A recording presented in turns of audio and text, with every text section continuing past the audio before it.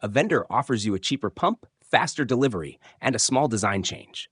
It looks like a good deal, but that one small deviation can reduce reliability, affect safety, and increase lifecycle cost. In this video, I will explain how to evaluate vendor deviations like a professional package engineer. Slide 1. What is a vendor deviation? A vendor deviation is any change where the supplier does not fully comply with project specifications, API standards, or datasheet requirements. These deviations can be technical, commercial, or related to documentation. It is important to understand that not all deviations are bad. Some may actually improve the design or reduce cost. However, if a deviation is accepted without proper evaluation, it introduces risk into the project. Slide 2. Why vendors give deviations? Vendors usually propose deviations for practical reasons. They may want to reduce cost by using standard components, align with their existing designs, reduce manufacturing time, or overcome supply chain limitations. Sometimes they may also propose alternative designs that provide similar performance. Your job as an engineer is to understand whether the deviation is beneficial or risky. Slide 3. Common technical deviations. In rotating equipment, some deviations appear very frequently. These include changes in nozzle orientation, reduced allowable nozzle loads, simplification of seal systems, material substitutions, reduced test durations, removal of redundancy, and combining alarm and trip functions. Each of these may look small, but they can have a major impact on performance, safety, and maintenance. Slide 4. Nozzle orientation and load. When vendors change nozzle orientation, it can affect piping layout, accessibility, and even hydraulic performance. You must check the GA drawing, review the 3D model, and ensure there is no impact on NPSH or maintenance space. Similarly, if allowable nozzle loads are reduced, the piping system becomes more complex because additional flexibility or supports may be required. This shifts cost and effort from vendor to EPC.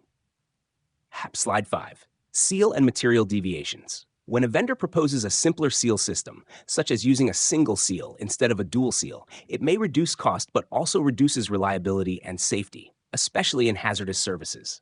Material substitution is another critical deviation.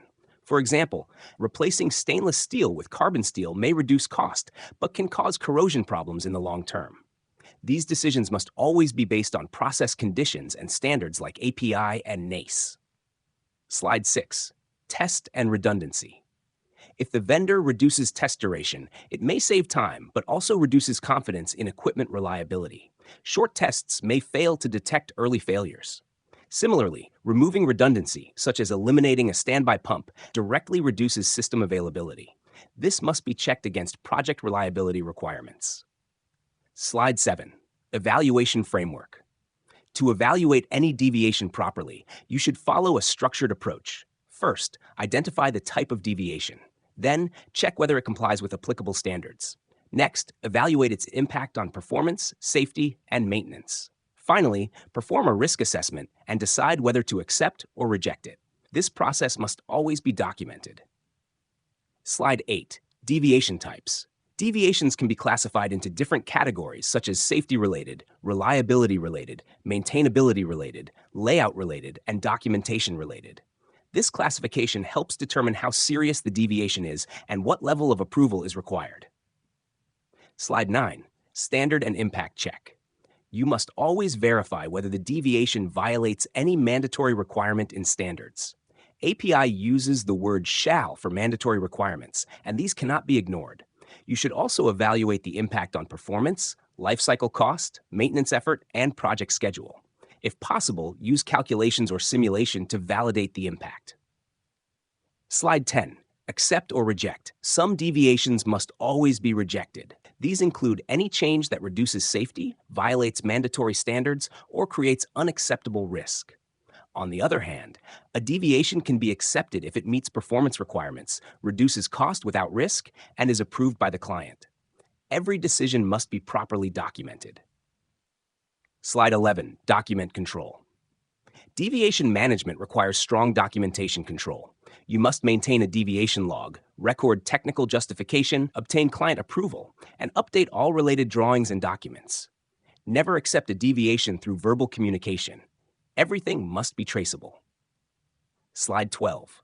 Real case study. Let's look at a real example. A vendor proposed reducing pump discharge nozzle size from 8 inches to 6 inches. This seemed like a small change with cost and delivery benefits. However, detailed analysis showed increased velocity, higher pressure drop, and shift in operating point. This would have caused vibration and reduced efficiency, so the deviation was rejected. The lesson here is that even small changes can have large technical impact. Slide 13. Common mistakes. Engineers often make mistakes such as accepting deviations without calculations, ignoring small changes, not updating drawings, missing client approvals, and treating mandatory requirements as optional. These mistakes can lead to serious problems during construction and operation. Slide 14. Interview and final takeaway. In interviews, you should clearly explain how you evaluate deviations step by step. You should also mention that deviations can improve design, but must always be technically verified and approved. And remember this key line: a deviation is not a shortcut. It is a design change that must be evaluated, risk-checked, and documented properly. If you want to become a strong package engineer, you must learn how to make correct technical decisions under pressure. Like this video, subscribe for deep engineering knowledge, and comment dev if you want more real case studies. See you in the next video.